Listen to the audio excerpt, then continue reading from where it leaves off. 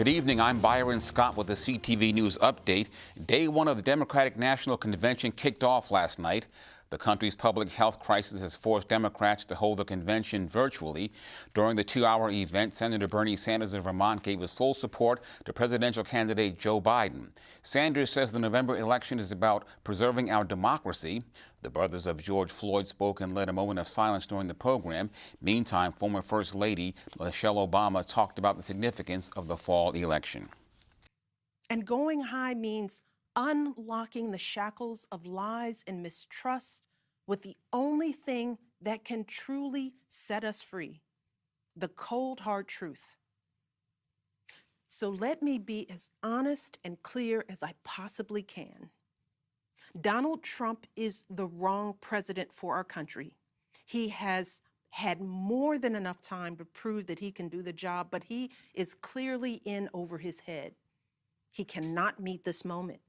He simply cannot be who we need him to be for us. It is what it is. Former President Bill Clinton and former Second Lady Dr. Jill Biden will speak tonight as the convention continues. Meantime, local Democratic delegates had to watch the DNC from the privacy of their home. Ashanti Martinez talks about showing party support virtually. Not being able to jump up and down, call out for your delegate's name, hearing that camaraderie with everybody out there, did that take away anything from this? To some degree, I think being in person is always better. The energy, you can just feel the atmosphere, feel the stadium, feel the room.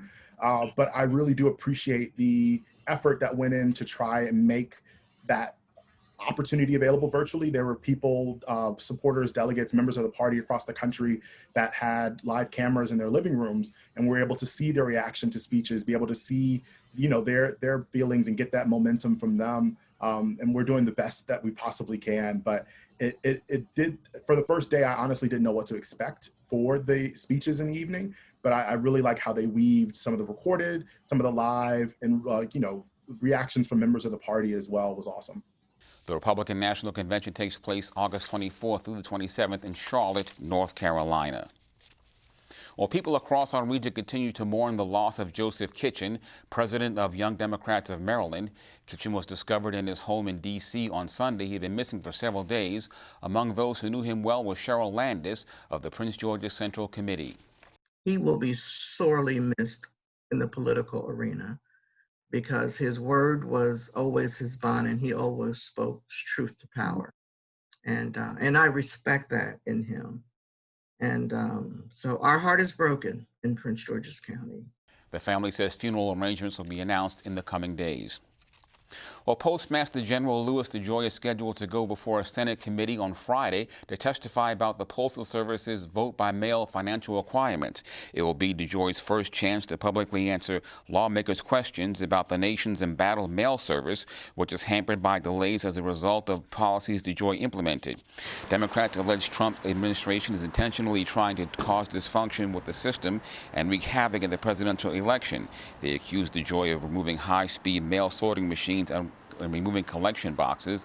Lawmakers in the House are pushing for a $25 billion in emergency funding. A new report says Maryland and Pennsylvania have gone backwards in their plans to control stormwater pollution in the Chesapeake Bay. The report by the Environmental Integrity Project says Maryland's most recent plan will allow more than 1 million pounds of nitrogen pollution into the estuary.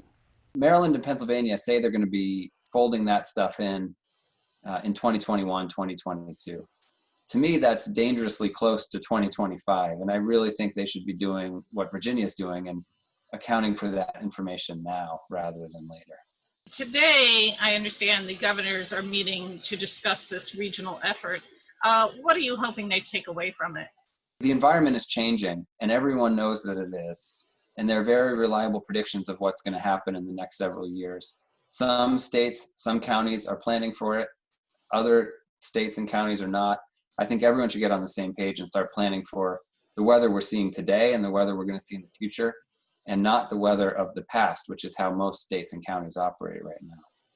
The report also says many cities are using old and inaccurate rainfall estimates to design sewage and stormwater upgrades. Officials say those numbers need to be upgraded to take into account record-breaking rainfall and flooding caused by climate change. A Capitol Heights man has been taken into custody charged with murder. Authorities accuse 50-year-old Kenneth Sedgwick of fatally shooting Kim Gooden in her home last week. The two, police say, were in a relationship. Police found Gooden dead after responding to a call for a welfare check. Sedgwick is charged with first and second-degree murder. While starting your first year in medical school is hard enough, but doing so during a pandemic makes the challenge even greater. Keisha Butts reports on a local student taking on that challenge. Meet Darren Gilchrist, a first-year med student at the University of Maryland School of Medicine. Due to the pandemic, all of Gilchrist's classes are online, except for his roommate who's also attending the same school. Gilchrist hasn't met any of his classmates. He says the school has done a great job with virtual learning, but his anatomy class is challenging. His professors are teaching him everything through pictures. Gilchrist says this isn't the same as in-person learning. We don't get a feel of what things feel like, for instance, how strong a blood vessel may be, for instance, or how much, strength you have to use when, dissecting or just simply making an incision or something. So all of that is things that we're not getting right now that we usually would. However, it will eventually come, but those are just some of the challenges of not really being able to have that hands-on experience. So you never once thought, I'm going to defer just this year and then start the next year because of the pandemic? No, I didn't. It's already a long journey. I'm going to be in school for a while. So I just wanted to, go ahead and get it started. Gilchrist says the School of Medicine plans to have in-person small group classes eventually this year. This is Keisha Butts with CTV News. Back to you. Local leaders and business partners break ground for the new Suffrage Point housing development in Hyattsville. During the ceremony today, organizers unveiled drawings of the new suffrage walk, which will include plaques and benches to honor the women's suffrage movement.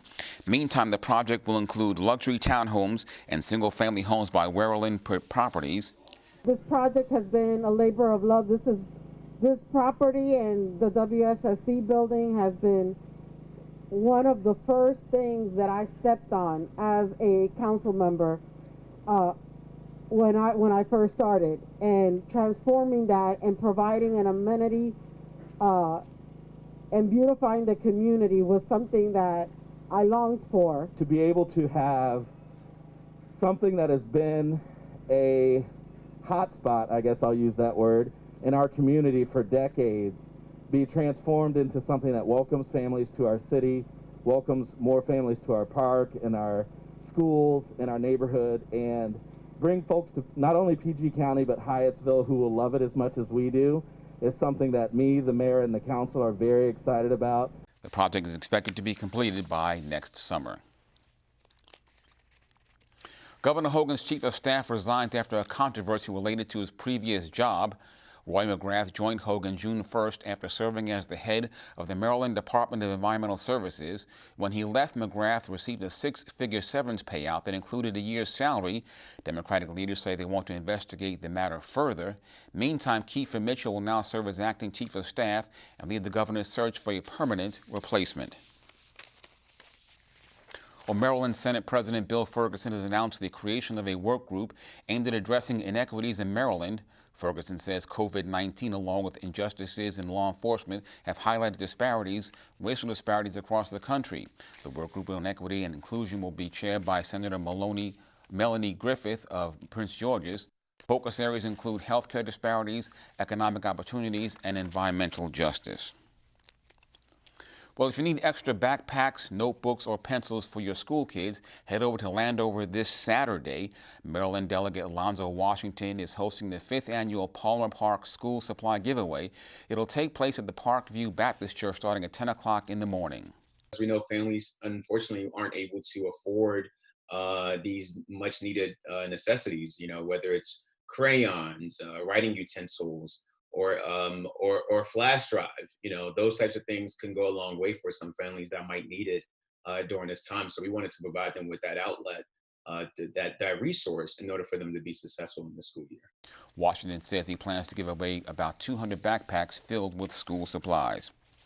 Well, state and federal highway officials are holding the first in a series of public hearings about the environmental impact of adding toll lanes to I-495 and I-270. Today's day-long hearing is virtual. It got underway at 9 o'clock this morning and goes until 8 o'clock tonight.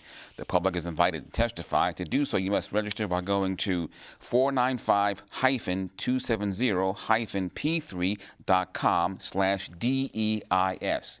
In-person hearings are scheduled for September 1st from noon to 9 at the Homewood Suites in Largo. Meantime, local planners are upset over additions to a crucial Capital Beltway document. Last month, the Maryland Department of Transportation posted a draft environmental impact statement on its website, but hundreds of pages failed to upload, and were added the next day. Montgomery County officials say they downloaded the initial document and have been using that for the review. They say the state failed to tell them of the additions. Officials are asking the state for more time to review the document. NFL news with the burgundy and gold. Nearly 2 years ago, Washington quarterback Alex Smith suffered a gruesome leg injury during a game at FedEx Field. Now, after undergoing several surgeries and a long rehab, he's back on the field competing. Head coach Ron Rivera talks about the quarterback's progress. We're very comfortable with his movement skills right now. When we're trying to slowly introduce him back into football in terms of being out there with other players, for the last few months, all he's really done has been working out there on his own, throwing to trainers and staff. And so now he's actually integrated where he's now working with other groups of players. Today, we introduced him back into 7-on-7. The best part about that, he didn't have a pass rush to worry about guys around his feet right now. So we're going to gradually reintroduce him into situational football. Like I said, we did 7-on-7 with him. It was good. It was good to see him sharp. You see him go through his progressions. And, we'll expand on that role as we see fit. Smith is competing against second-year quarterback Dwayne Haskins. And that wraps up our newscast for tonight. We'll see you tomorrow night. Good night. For the latest information on COVID-19 in Maryland, visit the State Health Department website. That's health.maryland.gov. Again, health.maryland.gov. Click the link to the COVID-19 Information portal. There you'll find all the latest information about coronavirus. You'll find daily updates on cases and fatalities. Answers to questions about testing and the governor's stay-at-home order are available as well. For specific information about Prince George's, visit princegeorgescountymd.gov. That's princegeorgescountymd.gov. The site offers information about local services for residents and businesses. There's a link for COVID-19 relief donations. Also, food pantry locations are listed. And if you have any questions, call the county COVID-19 hotline at 301-883-6627. That's 301-883-6627.